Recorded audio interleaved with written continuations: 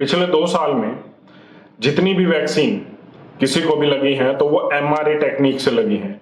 ये जेनेटिक का एक हिस्सा होता है, हमारे जीन्स का एक हिस्सा होता है, उसमें बदलाव करके धीरे धीरे ये कहना है कंपनियों का कि ये आपकी इम्यूनिटी को बढ़ाता है और फिर जिस बीमारी की वैक्सीन ये बनी होती है तो उस बीमारी से आपको बचाती है।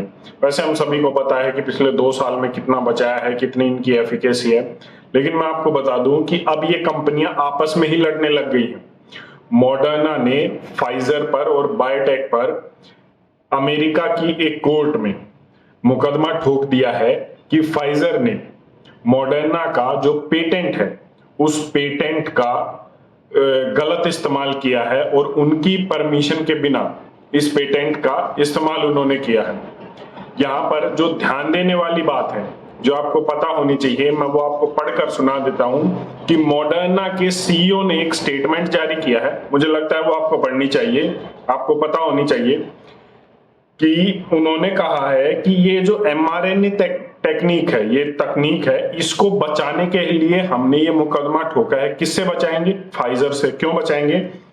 क्योंकि ये मुकदमा हमने इसलिए किया है कि फाइजर ने हमारी परमिशन के बिना इस तकनीक का इस्तेमाल किया है और हमने इस तकनीक को कोविड-19 शुरू होने से पहले, काफी पहले विकसित किया था और काफी पहले इसको पेटेंट कराया था।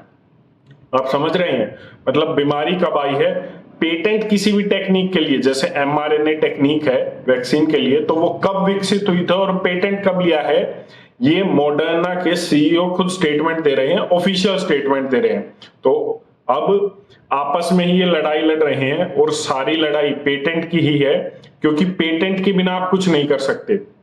छोटी छोटी चीजों पर पेटेंट हो रहा है, हल्दी, दाल, चावल, लहसुन, प्याज पर भी पेटेंट हो रहा है। आपको सुनकर हंसी आएगी, पूरी दुनिया में जितने पेटेंट फाइल होते हैं उससे कई गुना पेटेंट सिर्फ अमेरिका फाइल कर रहा है। ऐसी ऐसी चीजों पर वो पेटेंट ले रहा है कि आपको हंसी आएगी, जैसा मैंने आपको पीछे बताया।